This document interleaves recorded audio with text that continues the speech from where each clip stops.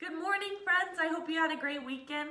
I miss you very much. I have another story for you today. I hope you enjoyed the last one and you were able to watch it. Before we get started, I have a question for you today, or a share. So if you're with somebody, maybe you can share with them. You can think to self, however you want to do this. But my question for you is, what is your ideal breakfast? So that means if you could take all your favorite breakfast foods and put them into a breakfast, what would you have on your plate? So you can share with your siblings, your parents, maybe your cats or dogs, whoever's around to listen, or you could think to self, I'm going to share with you. My ideal breakfast would be a glass of orange juice, because I have to have that for all breakfasts. Um, Eggs with cheese on them, bacon, and chocolate chip pancakes. So that would be my ideal breakfast. So if you have somebody to share this, you can pause the video and do that now. If not, think to self or maybe share later in the day. So our story today is Odd Velvet, and this makes my heart so warm because when I was going through and trying to find books that I could read for you, this is one that I read as a child and I absolutely love it. So it is Odd Velvet by Mary E. Whitcomb, illustrated by Tara King.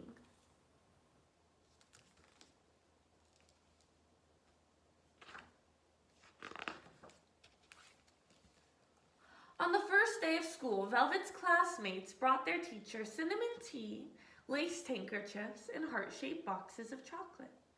Velvet handed her teacher an egg carton filled with 7 rocks, her favorite red shoelace, and half a sparrow's egg. Velvet was awed. And so while we're going throughout this story, our main character is Velvet, and I want us to think of other character traits for her other than the trait odd. So see if you can do that throughout the story. Maybe you can make a list in your head, however you want to do that. Talk to somebody about it. At lunchtime, Velvet not only carried a used brown paper bag, but inside there were things like carrots and a butter sandwich, and she ate them. At recess, a few of the girls noticed that Velvet was not wearing a new dress, even though it was the beginning of the school year. Where did she come from? They wondered out loud.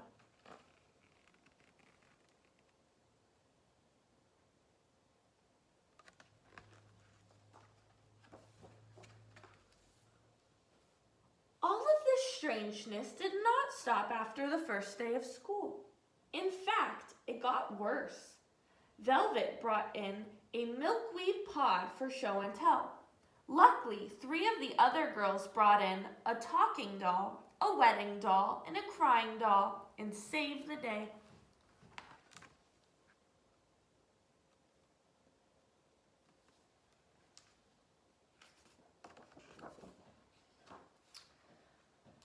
Velvet's nose was freckled. She had a pack of only 8 crayons, and her sweater once belonged to her older sister. Nothing was right about Odd Velvet. Although everyone was polite to her, no one was silly enough to pick Velvet for partner play or walk home with her after school. No one wanted to be different the way Velvet was different. So I have a connection to this page because it says that she wore sweaters that came from her older sister. And I know that growing up, I got lots of hand-me-down clothes from my older sister, and I was always so excited to get them, and sometimes I still do.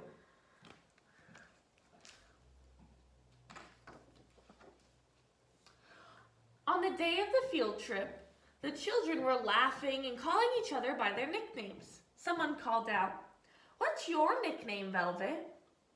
It got quiet as Velvet looked around. "I don't have one," she said. "But my father told me that on the day I was born, the sun was just rising over the mountains, and outside it looked as though the world had been covered with a blanket of smooth, soft lavender velvet."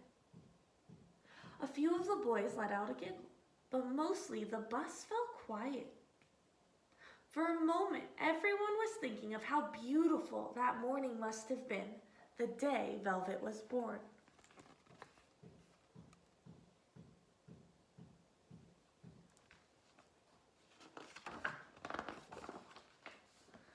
The following week, a school drawing contest was announced. There was no question who the winner would be. Sarah Garvey had the best markers, the biggest paint set, and more colored pencils than anyone else in class. When the day arrived to announce the winner, the children let Sarah sit upright in the front row. No one was more surprised than she was when the teacher called out Velvet's name.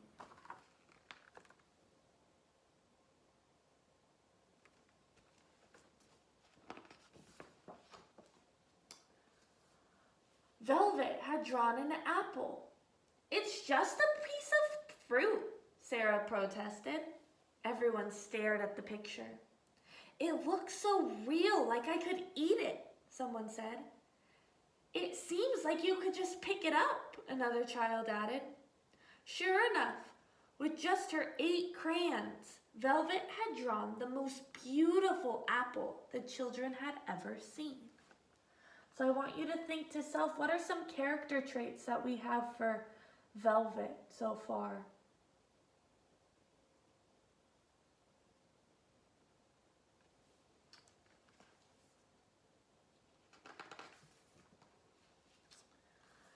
Little by little, the things that Velvet said and the things that Velvet did began to make sense. The teacher had Velvet speak for 2 whole days about her rock collection. She even had ashes from real volcanoes.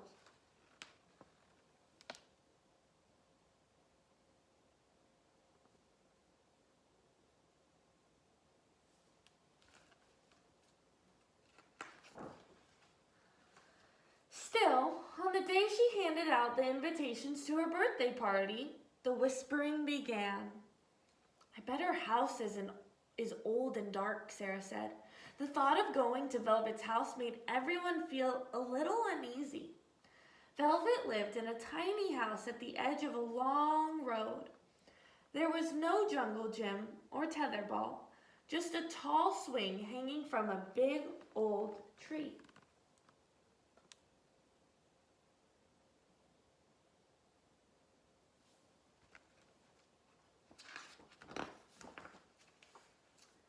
At the door, Velvet's mom and dad politely asked the children in.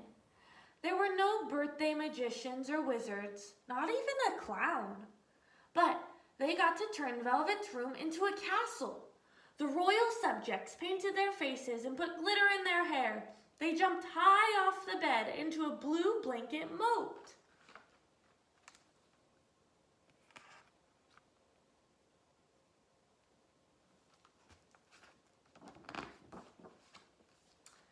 Velvet's sister made each of them golden crowns with colored jewels. They took turns wearing Velvet's royal cloak, which used to be a bed cover.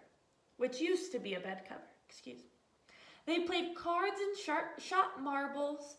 Velvet even showed them how to draw beautiful apples.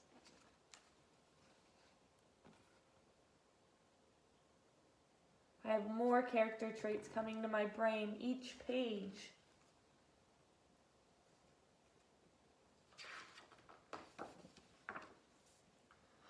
On the last day of school, Velvet's classmates brought their teacher handfuls of flowers, cards that they had made, and an impressive collection of nice-looking rocks.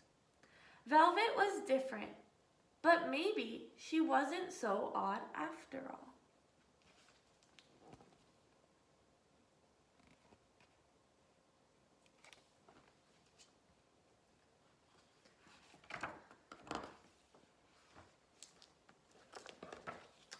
So that was Odd Velvet. I hope you enjoyed it. I really do love that book. And one reason I do is because when I read it this time, it kind of made me think of the book Tacky the Penguin that we all loved to read in class. It was just a little bit different, but there was a lot of connections that I could make between those two books, which was really interesting. So I hope you enjoyed it. I hope you were able to think of some character traits for Velvet other than odd, right? Because she was so many more things. So if you have a moment, share that with somebody around you. Write them down however you want to do that. I love you guys, and I hope you had a fabulous day, and I'll see you soon.